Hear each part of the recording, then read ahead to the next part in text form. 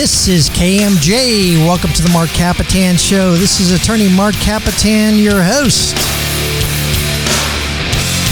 Today's show is brought to you by the Kapetan Brothers Law Firm. We've been serving the Central Valley since 1995. If you or anybody you know has been injured in an auto accident, truck accident, or a motorcycle accident, give us a call at 559-498-8000, or if you've been arrested or cited for a criminal offense, call us 559-498-8000. Kapetan Brothers, we are the Valley's law firm. Folks, if you were around last weekend, we had a special guest and an old friend of mine, Mike Gilbert, who was the former sports agent to O.J. Simpson. And now, upon the death of O.J. Simpson, he's here to tell us more of his story that we were discussing last week, and all the matters leading up to the trial and the verdict and the Las Vegas case. As I told you last weekend, it's been 30 years since that murder of Nicole Brown Simpson and the slow-speed Bronco chase.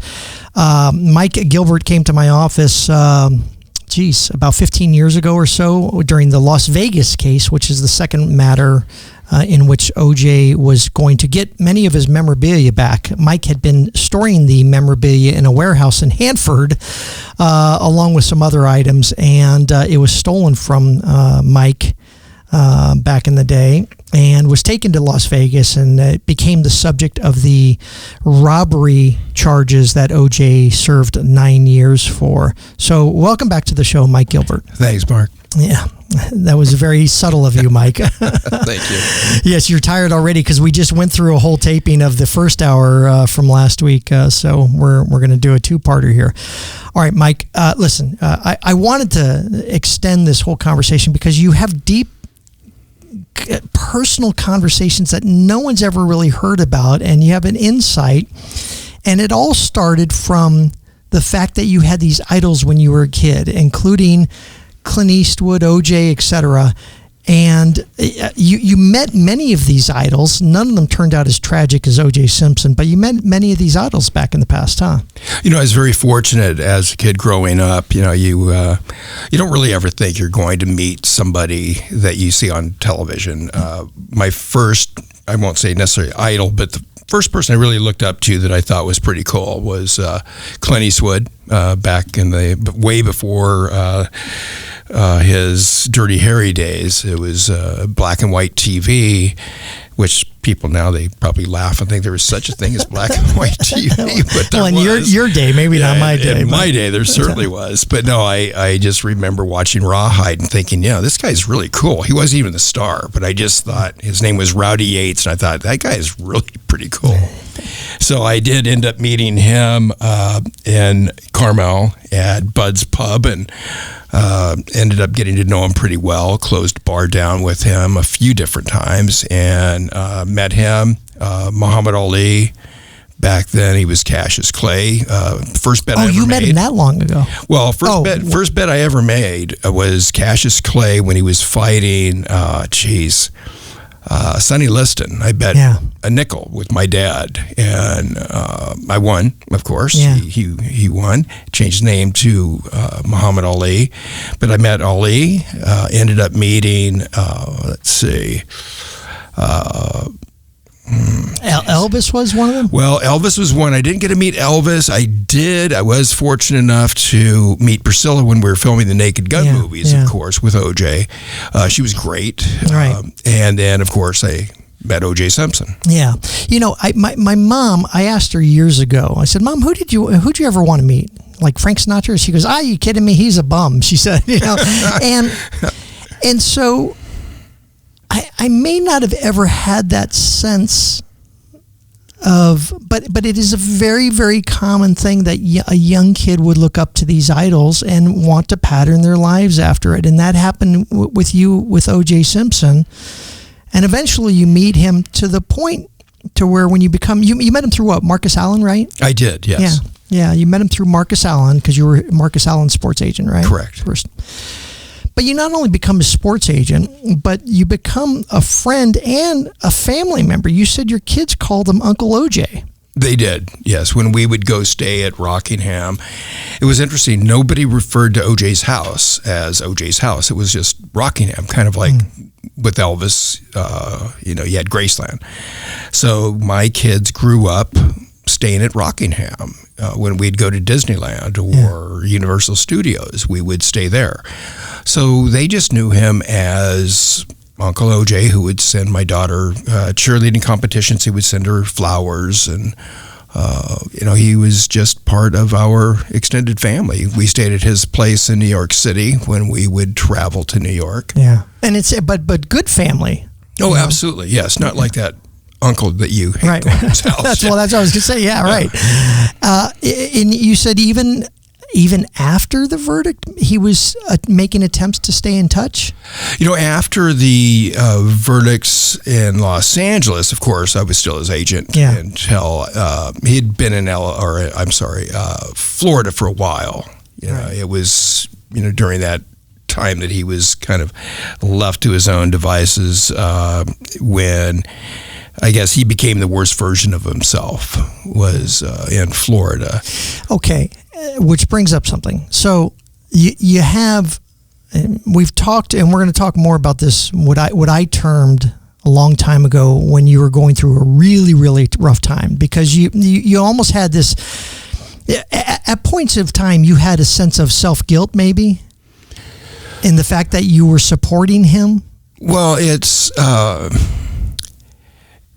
I guess, Mark, the way I would look at it, I had opportunities to do the right thing, and the right thing depends, I guess, on where you're sitting in a conversation. But for me, it was, along with OJ being the worst version of himself, I think that I had a chance to really be a better person, and something that maybe my kids could have emulated. And I didn't do that. I think I was kind of the worst version of Mike Gilbert as well. And getting into what I was discussing is because I remember those long discussions that we had, late night discussions, where you could just see the depression, the I don't know if it was guilt or not, and at one point I came up with this term that you were caught in this vortex of O.J. Simpson. And the vortex, I think, started long prior to murders, because you're living this LA lifestyle, et cetera. But obviously with the murders and in the publicity behind it and the choosing sides of whether you support them or don't support them, and you have this personal relationship, that it became a tornado, basically a vortex that you just couldn't get yourself out of.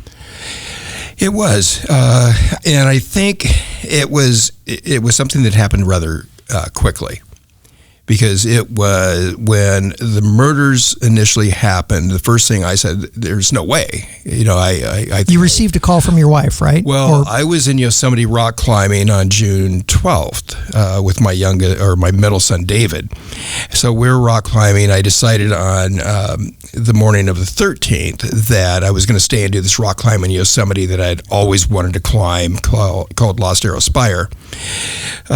So I picked up the payphone, because back then my cell phone wouldn't work in the valley. I called my business phone. It was busy, which I thought was really strange. I called my home phone and it went to voicemail, and I started leaving a message for my wife. Hey, it's Mike. I'm going to stay a few extra days. I'm going to climb Lost Arrow Spire. She picked up the phone, and Debbie said, and I quote, I remember it like it was yesterday. She said, "Nicole's been murdered. OJ's in handcuffs, and he's standing next to Sydney's Playhouse." And I said, "There's no way. OJ is in Chicago." He said, "Mike, he's in handcuffs next to Sydney's Playhouse." And I thought there's no way he could have done it, because I know he was leaving for Chicago for a golf tournament. I was supposed to go play in this tournament, but he had been in such a downer that month leading up to the night of the murders that I decided that I'd rather go rock climbing with my son, David. Yeah, you had noticed that there was this downfall in the months leading up to this murder, and we're going to talk about that right after this. This is Mike Gilbert, former sports agent for O.J. Simpson, on the Marc Kapetan Show. This is KMJ.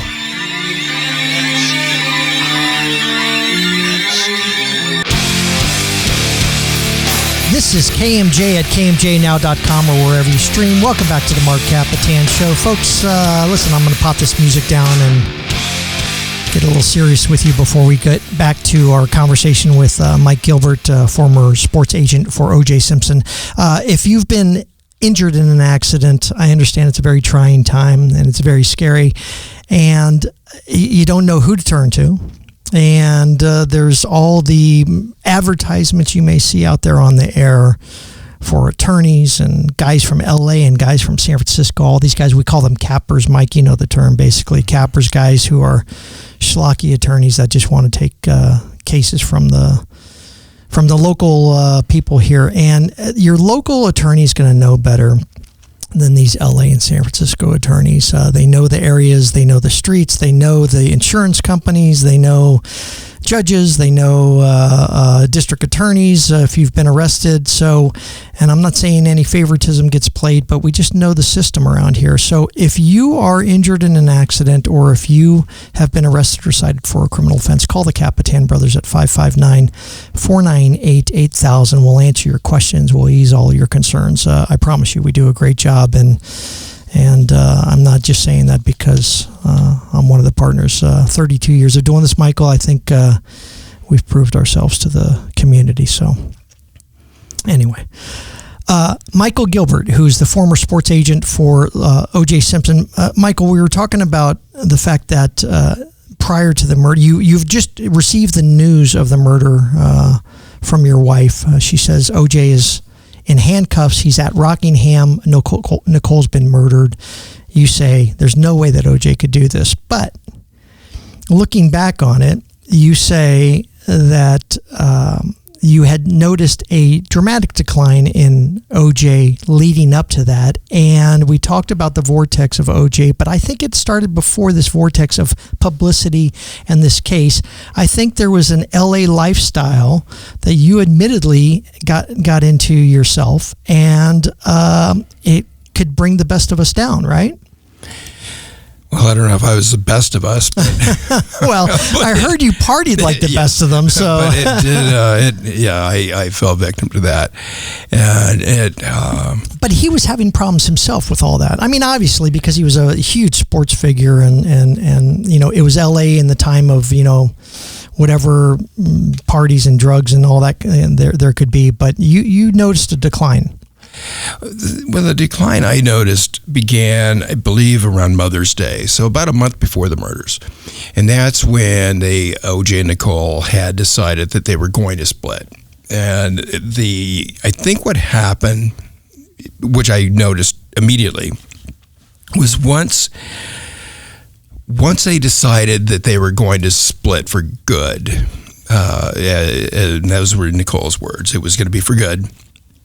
And once she wasn't chasing O.J. anymore, I think it was different. It was kind of odd. It was she wasn't chasing after him. So then he kind of like wanted to grab back and hold on to her. A very human nature thing, basically. And, but what happened, O.J. started taking antidepressants. Problem was he was severely overprescribed initially. And then athletes in that generation, not like nowadays, but back then, if you twisted your knee, the doctor would say, okay, take a Vicodin. If that doesn't work, take 2. If 2 doesn't work, Here's every a bottle. 4 hours, right. Take 4 every 2 hours. And so athletes would over-medicate and they would self-medicate. So what O.J. started doing, he started taking antidepressants. And I remember him telling me, Mike, I'm taking this crap that's supposed to make me feel better, but I think it's making me feel worse.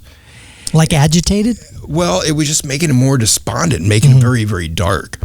And now that coupled with the loss of the fact that his wife is now actively stating, I'm leaving him for good. Right. Well, and that was the genesis, I believe, of him taking the antidepressants, right. Because he was depressed. He saw what divorce did to his older kids, to Ardnell. From his first wife. That's right. From his first wife. And so he saw that. And because of that, he looked at Sydney and Justin. He thought, okay, the same thing's going to happen to them. The difficulty that they're going to have. Yeah. So he was depressed about that. And mind you, there's domestic violence allegations that are going on. And I think everybody in the small group knew that there was this volatile relationship that they had, and that he had committed some sort of domestic violence. And for all you out there who are younger, I got to say, being a criminal defense attorney, when I started doing domestic violence cases, there was a 2-day course, and your case got dismissed. So the thoughts about it, as wrong as they are, were much, much different back then than they are now. And so a lot of that stuff was just going by the wayside, and everybody was sort of overlooking these issues as, they just got this volatile relationship. Exactly what happened. That's exactly how we looked at it. In fact, I remember asking OJ, so what is going on with this event? And I talked to him about the event from New Year's, I think it was New Year's Eve. And he said, well, we scuffled, we kind of wrestled around a little bit. And, it was Nicole. Mike, you know how Nicole is when she drinks, she's kind of a mean drunk. And so I thought, it made sense. And right. But again, part of that vortex of getting into OJ's life and all the crap that's going around. Right. Okay. But with that said, you've said on a number of occasions that his love for his kids was just overwhelming, and that was the one thing. And there's even theorists that say that even transcends to why he may have committed the murder in the first place, because she may have been out cheating and this, that, and the other thing, and didn't want the kids. Cheating when you're divorced. Well, that's true. Yeah, right. You're right. But didn't want the kids to find out and stuff like this. Right. Okay, and I'm not going to give him that out. Right. No, I but understand. you did say that he did have this overwhelmingly protection of his kids. He did. He was protective of Sydney and Justin. He wanted to make sure that they didn't see things. And I know that when we were filming the last Naked Gun movie, it was probably one of the few times I ever saw OJ when he was in a really, really foul mood. And I asked him what was going on. He said, well, nothing. And so I kept kind of prying, as I tend to do, as you know. Yeah. And eventually he said, well, it's just Nicole crap. And I said, well, like what? And it was, he had gone over to the house, and I guess he had seen her with some guy, and the kids were upstairs or something. And I said, well, okay, but in her defense, why were you over there in the first place? It's none of your business. I mean, you are divorced. Right. And if the kids are upstairs, they're upstairs. But, okay. None of your business. Murder occurs. You say there's no way it could happen. A verdict occurs. You think, whether you thought he was guilty or not, that you thought the verdict was going to be not guilty. At some point, though, you say, oh, no. Now I know this guy did it. When does that occur? Ooh. Well, I guess when he admitted it to me, that would be the probably the real kickoff. Okay, and that may be the good lead up to that. So go ahead. Where, and I don't want to interrupt this part, so where are you? What's going on? How does this occur? Maybe give me the lead up to it, sure. And then we'll go to a break, and then we'll come back. We were sitting at Rockingham. We were still at Rockingham, so it was before the civil trial. Okay. Not long after the criminal trial, but it was after everything had slowed down a little bit, and it was just the two of us there that night. He's been found not guilty. He's been found not guilty. But you're sitting here telling yourself, no, I don't buy it. I'm starting not to buy that? Well, the cuts on the knuckles, and even OJ at the very beginning, during the prelim, before we were even bound over for the murder trial, OJ said, Mike, I look at this evidence, and I look at the blood drops, and I believe in DNA, and I see the cuts in my knuckle, and I know I had to have done this, but if I did, wouldn't I remember? And he started crying. And so at that, I thought, well, did he do it? But he doesn't know he did it. And that's what I absolutely believed, was that he probably did, but he just doesn't remember because of the medications and so forth. And you think that the antidepressant medications and all the things that he was on, that you gave him that out, that maybe he thinks that he may have done it, but just has no idea that he did it? Absolutely. Wow. All right, we'll be right back with Michael Gilbert, and we're going to talk about the confession of O.J. Simpson right after this. This is the Marc Kapetan Show on KMJ. Welcome back to the Marc Kapetan Show. We are back on with Mike Gilbert. who is the former sports agent for O.J. Simpson. And no music here today, no fanfare getting back into this segment. We want to get right back into it with him because we are at the point to where Mike, in his book, How I Helped O.J. Get Away with Murder, what is it, Mike? The shocking inside story of violence, loyalty, regret, and remorse, tells us how O.J. Simpson confessed to him. All right, Mike, set it up. You're at the condominium? No. It was at Rockingham. At Rockingham. We were at Rockingham. It wasn't long after the criminal verdicts. However, it was long enough that it had quieted down. We didn't have everybody around constantly where we had security in the house and so forth. So it was one of these nights that we were just watching TV and relaxing and having some drinks and kind of heart-to-heart conversation just about life. And we decided, OJ at that time, he was smoking weed. So I had given OJ a couple of Ambien because he said he hadn't been sleeping very well and he wanted to go outside and smoke a little pot before we turned in for the night. And at that time, I still had the bedroom there off the main house. So real quick. Sure. It's hard for people to believe. You said in the last segment, basically, before the verdict at the trial, while you're reviewing evidence, he had admitted to you, gee, I must have done this. I just don't remember doing this. Right. Okay. And you're still this idol of yours. You're still carrying on this relationship with him. I don't know that it was. I don't know that it was just because of the, he's my idol. Because at that time, I don't think being an idol had anything at all. Okay, so now he's Uncle OJ, and he's your friend. Time, he was my client. He was my friend, and I remember thinking how so many of his very close friends walked away. However, they walked away publicly, but privately, they were still very good friends, and they were there for him. But they did it as a public, basically. They didn't want their business to suffer because they were still very close with OJ. And I thought, kind of what a shitty thing to do. I mean, do you either, when things were great, when everything was great, it was easy to be OJ's friend and to be there for him. But do you turn your back and just walk away? And logic, a lot of people out there would say yes. Well, a lot of people did. Right. But they did it not because he was no longer good to them. They did that because they didn't want that to affect their business or their public life. I see. So I just thought I couldn't do that. And looking back, I chose poorly. I chose for me, and it wasn't right because I should have looked at my family. By me choosing to stick by OJ, that means they had to stick by OJ as well. Right.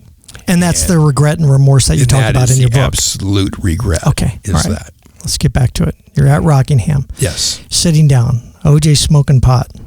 Well, we go outside. He wouldn't smoke in the house. He didn't like anybody smoking in the house. So we go outside, and we're sitting in between the pool and the hot tub.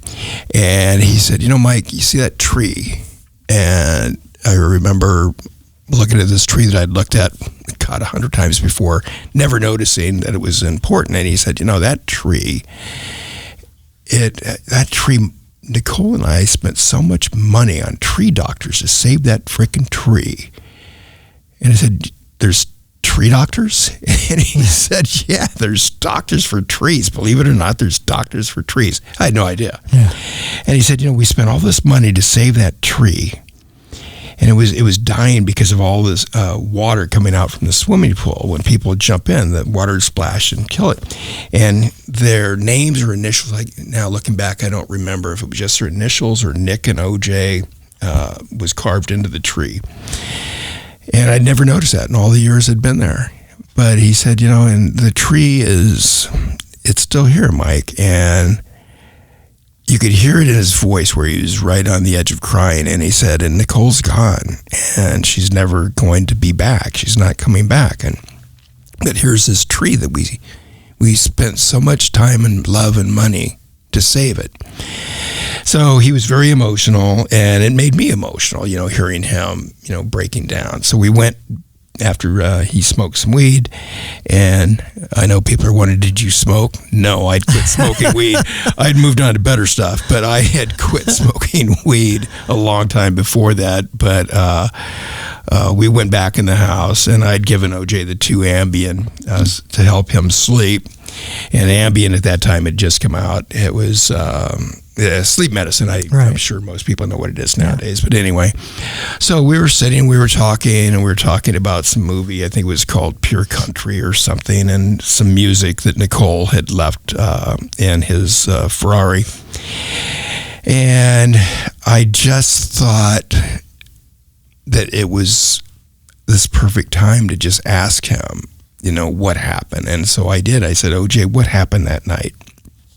And it was just, for me, emotionally, it was the most perfect time because we were really emotional. We were talking about a lot of heart-to-heart things. And he said, Mike, what do you think happened?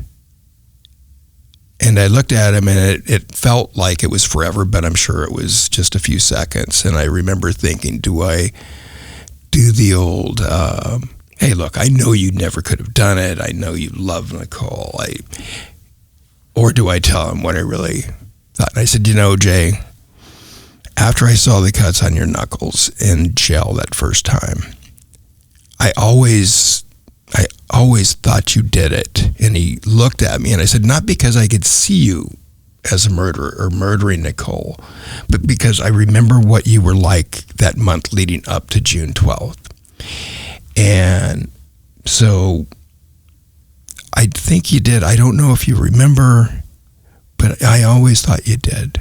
So what did happen? And I remember kind of thinking, gosh, should I have even said that? But he said, if Nicole hadn't opened the door with a knife, she would still be alive.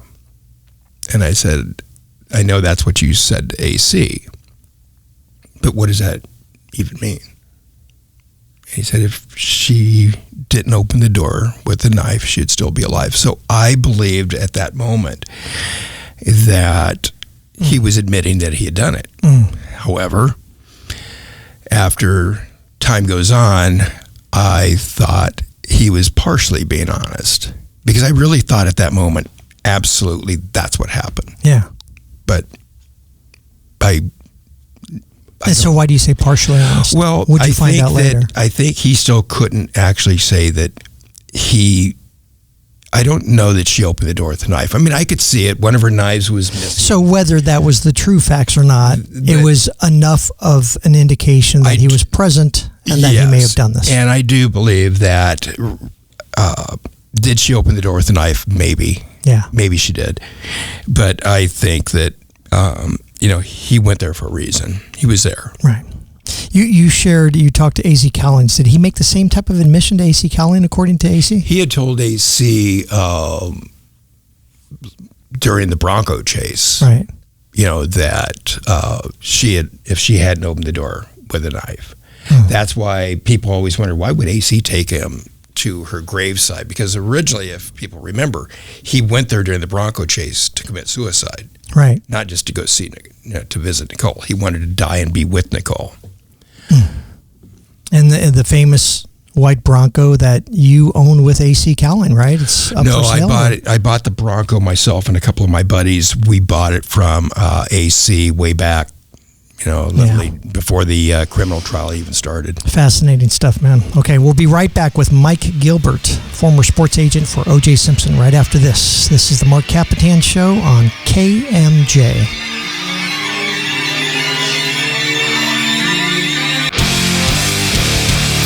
This is KMJ at KMJnow.com or wherever you stream. Let's get right back into it with Michael Gilbert, who's the former sports agent for O.J. Simpson. And a friend of mine, Michael, hired our firm back when the Las Vegas case occurred. And we had Mike, I got to say, it was an exciting time of my life. I know it was a very stressful time of your life, but it was exciting.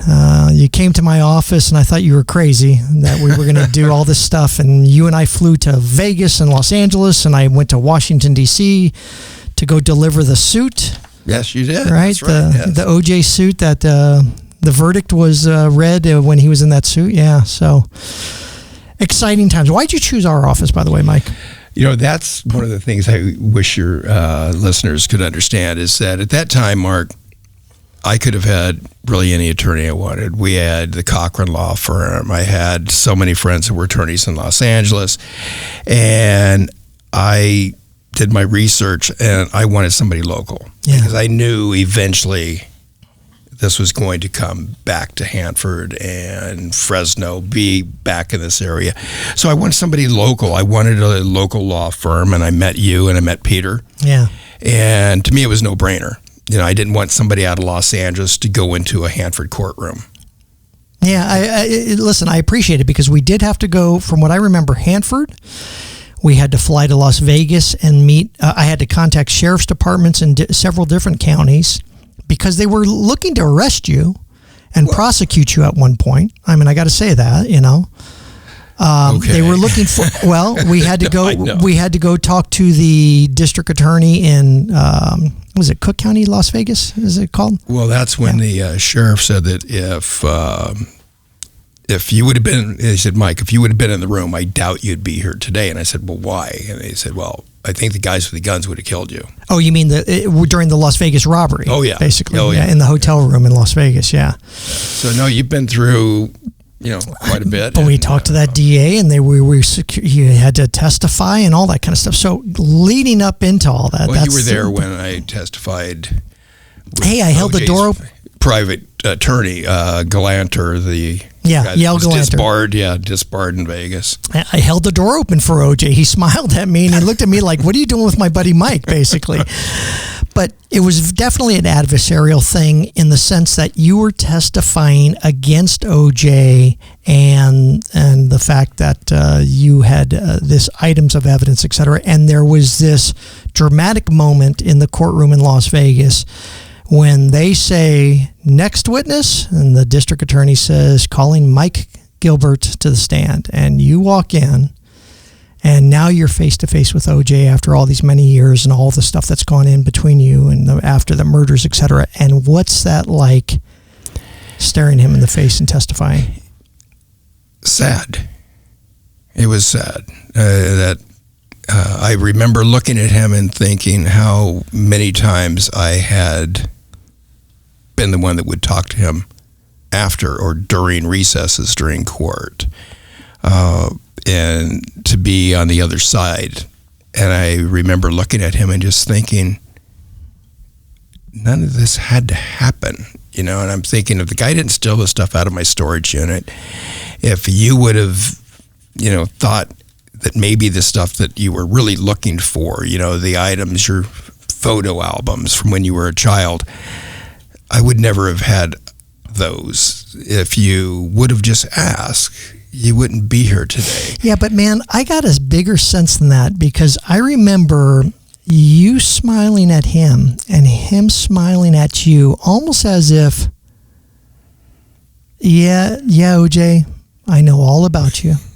And him smiling like, yeah, Mike, you know all about me. And we had our good times and these are some very bad times too. Yeah.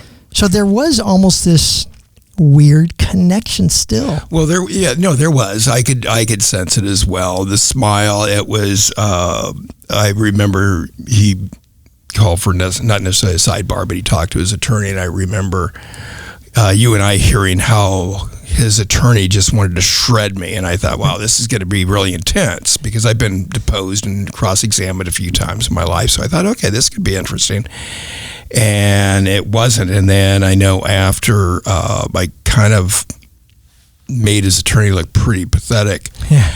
or he made himself look pathetic. And I looked at OJ and I just thought, really, this is all you got. This is him being prepared.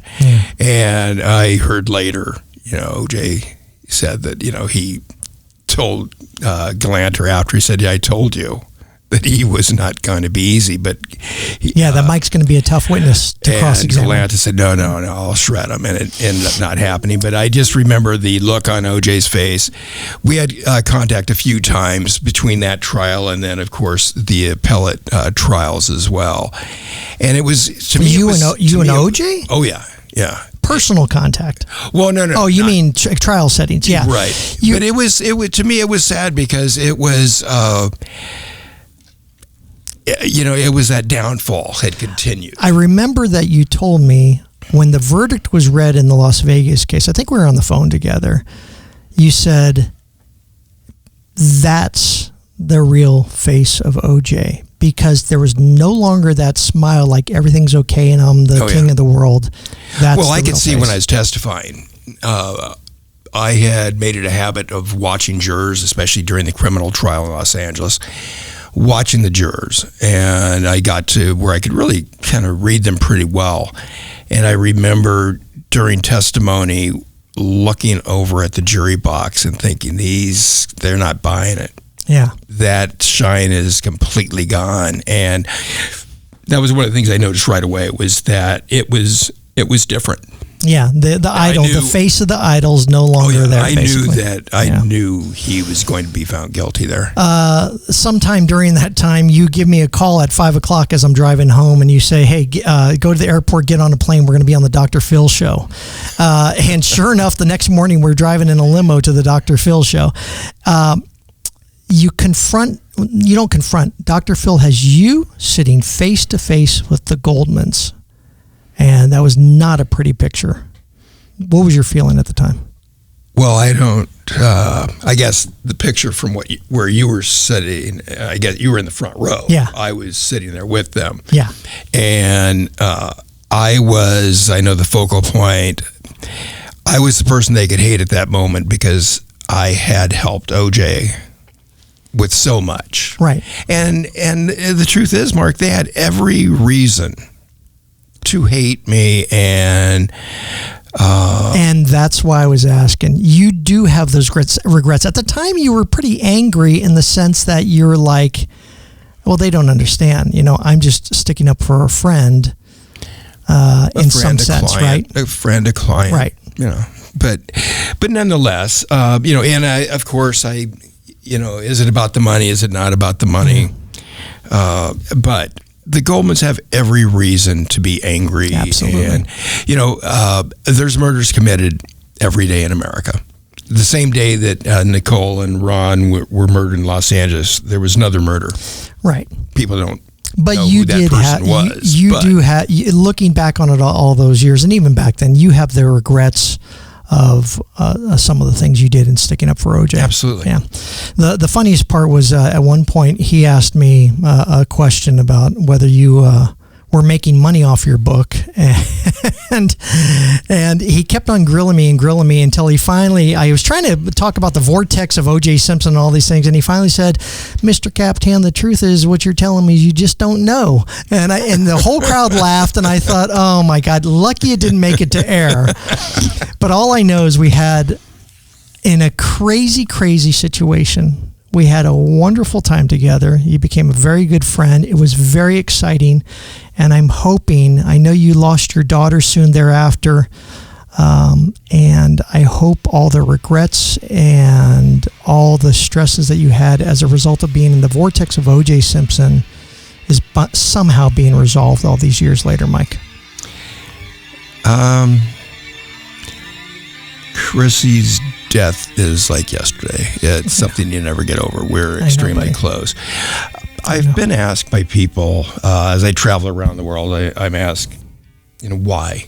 Why did you stay? Do you wish you would have left? And I can't go back. I can't change that. Of course, I wish I wouldn't have made a lot of the choices that I did because, like I mentioned earlier, I chose for my family. I didn't have that right. I should have made it something that we discussed, my wife and I and my kids. And because I put them through it. While I was living through hate mail and death threats, so were they. So that was difficult. But you've maintained a good relationship with them. Oh, absolutely. Yeah. But people ask why, and if you've ever seen a movie, I'm sure you've seen the movie with Richard Gere, Primal Fear. Yeah. You ever see that? Yeah. And in that, they ask him, during an interview, they ask him, why do you do it? Why do you do it? Ask the question, why? And he said, okay, why do you do it? Why do you represent people that are probably guilty? Yeah. Do you remember what he said? No. All right. He said, I believe in the notion that people are innocent until proven guilty. I believe in that notion because I choose to believe in the basic goodness of people. I choose to believe that not all crimes are committed by bad people. And I try to understand that some very, very good people do some very bad things. That was O.J. Simpson. This has been Michael Gilbert, former sports agent to O.J. Simpson. Mike, you're a good guy to me, man. I appreciate your friendship. Thank you, Mark. We'll see you next week on the Marc Kapetan Show. This is KMJ.